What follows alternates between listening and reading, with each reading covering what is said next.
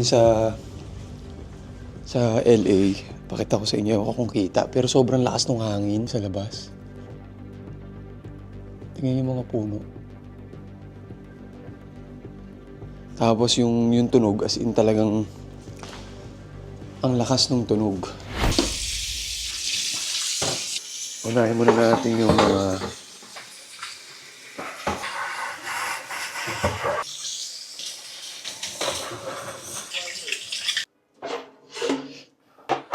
next naman natin ay pupunta tayo ng grocery store. Papakita ko sa inyo kung paano ako mag-refill ng tubig. Okay guys, ito nga pala yung 5 gallons na sinasabi ko sa inyo.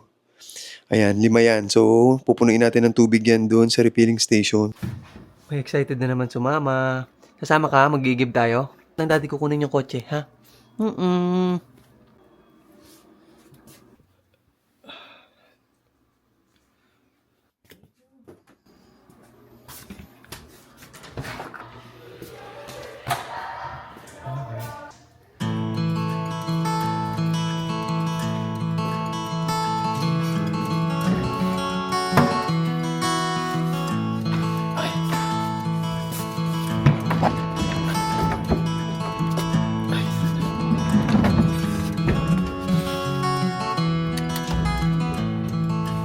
Ganito ka-hassle. So, mano-mano lahat. Mag-scooter, punta ng kotse, mag-refill ng tubig. So, lahat ang tsaga natin dito. Ganun talaga. Let's go!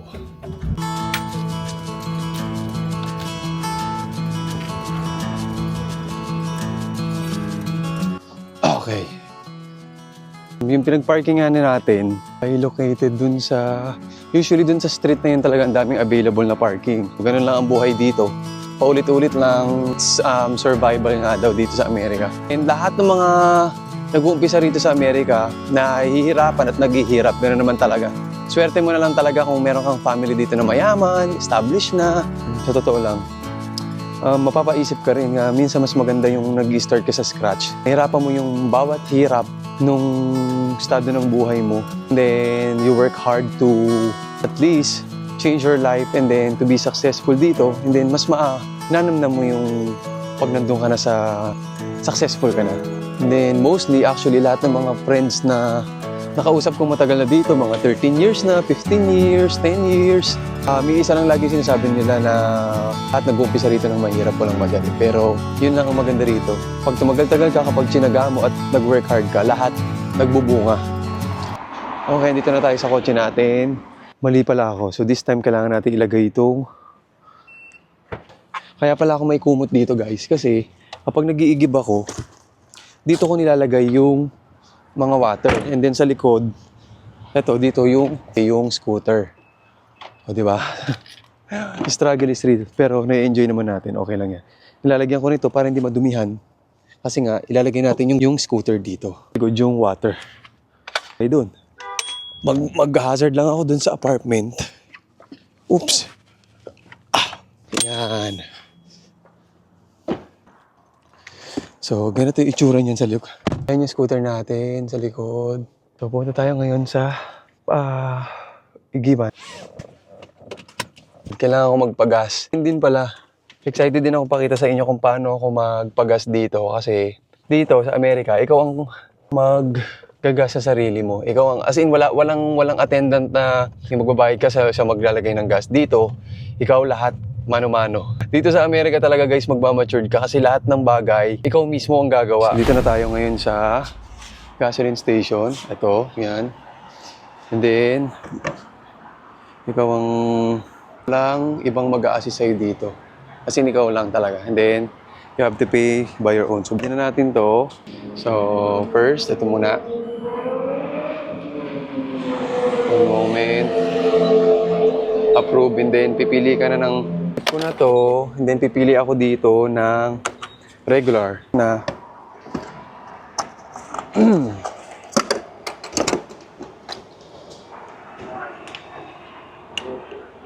okay. So, hihintayin na natin. Ayan na siya.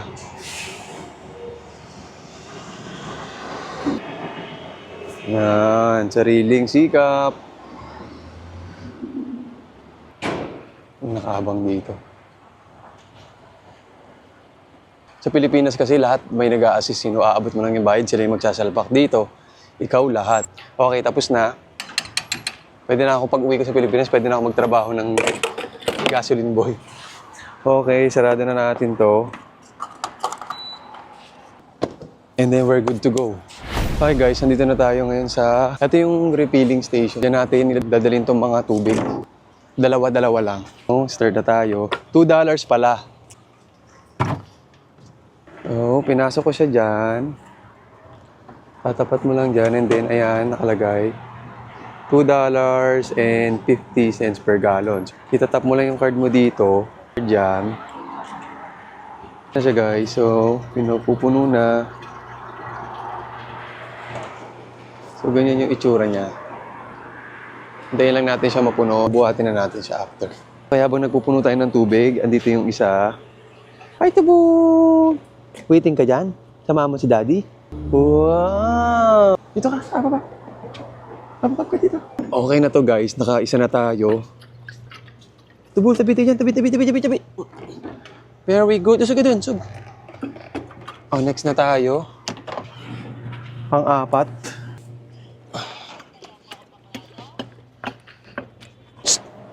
Ang gagawa mo dyan? Tubol, ang gagawa mo dyan? Bye-bye. Sama ikaw, Daddy.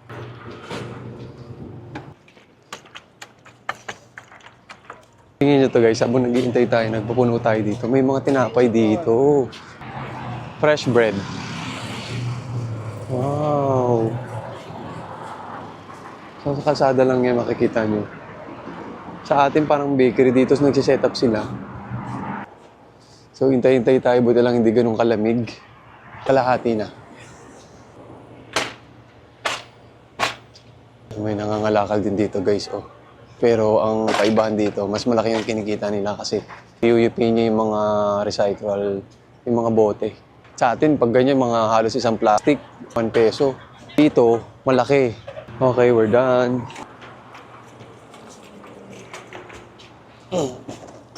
Hi guys, we're on the way to the gym again. Gusto ko lang inform kayo na tingnan nyo yung langit today. Sobrang daming usok. Okay, kagabi pa yan actually. May nasusunog, 4 na sunog. Sa sobrang lakas ang hangin, parang signal number 3 sa Pilipinas pero walang ulan. Lalong kumalat yung fire, lalong kumalat yung... Kita nyo medyo gloomy yung weather.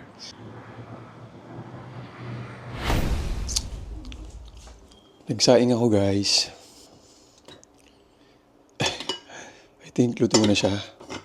So kakain tayo. Gutom na ako, kakain tayo ng chicken. Samahan niyo ako. Kasi gutom na ako, di ko na kayang tiisin. Alam niyo ba, malakas ako magkanin. As in, ito yung rice natin. Ayan yung rice natin. Siyempre si Tubol nakaabang. Grabe ang lakas ng hangin. Labas ko na yung chicken. It's chicken day. Favorite kong chicken to sa DoorDash. 10 pieces ba to? Bagong luto pa, umaamoy pa. And then meron akong ranch sauce. Ayan. Tapos habang manonood ako ng mga vloggers dito sa LA. Kumukuha ako ng mga ideas kung paano nila ginagawa. So kakain na tayo. Ito yung parang, di ko alam kung ano to. Basta vegetable siya na may parang mayonnaise. Muta ko anong tawag sa ganito. Sinakain ko nito kasi healthy.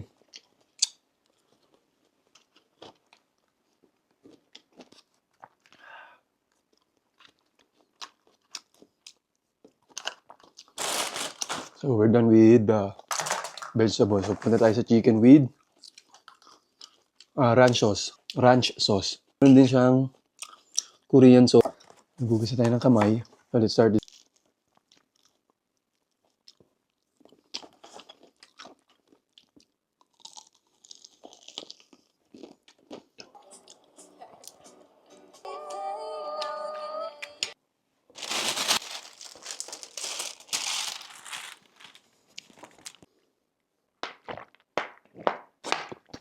Good evening. So ngayon ay gabi na. It's 6 p.m. here sa LA. So ang gagawin natin, syempre, mag-gym na tayo. Bisa tayo, papuntang gym. Tapos ito, buliwanan na naman natin.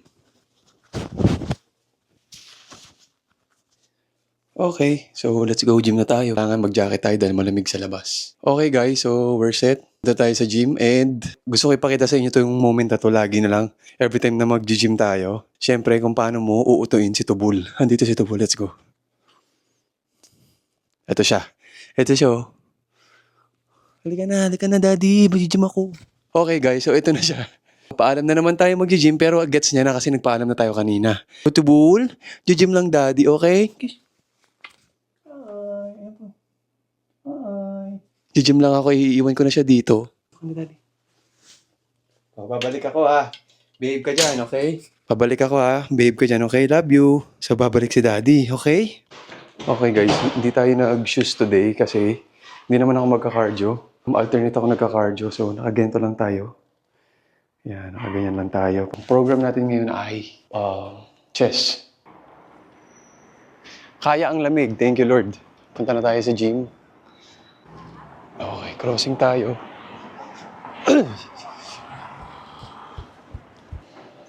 Pakita ko lang sa inyo si Tubol. Meron tayong camera. Pwede mo siya kausapin. Pag kinuusap mo to, ayan, meron siyang button na talk. Tubol? Hi po, wait mo daddy mga 1 to 2 hours lang ha. I love you so much. Wait mo ako dyan, saglit lang ako mag-gym ha.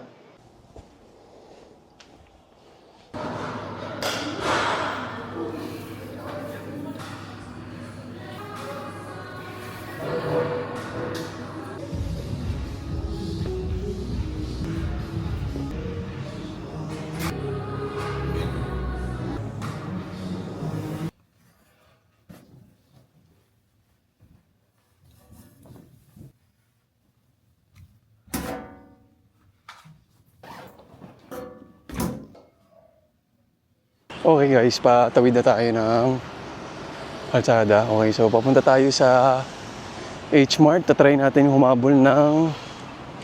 Kasi wala pala ako ngayong protein. So ito ang entrance. Bukas pa, last minute. Ayun. May nakita ako guys, but this is kinda expensive. Ano to? Grabe to. Korean strawberry. Usually sa Japan, nung nag-Japan ako, paborito ko doon yung strawberry nila. Kulay white. Ayun, masarap. Sobrang tamis. And then, ito yung tamis mo iniinom ko pala. So, 26 grams of protein. And then, $2.99 siya. Plus taka. Strawberry. So, ito lang naman yung bibili natin kasi kakain pa tayo ng egg tsaka dinner. So, let's pay it na. And, yeah, just one. Yeah, please one. And then, $19.08. Here? There, thank you. Thank you so much.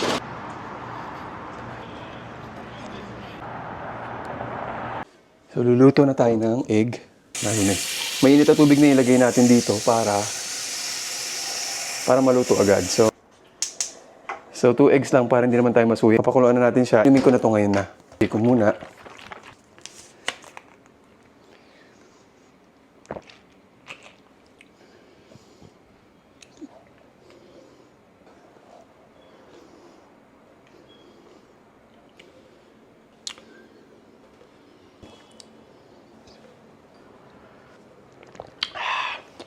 May nakatingin Tubol. Ba't nakatingin ang Tubol? Anong gusto ng bebe? Anong gusto ng bebe, lablab? Nag-eat ba ikaw?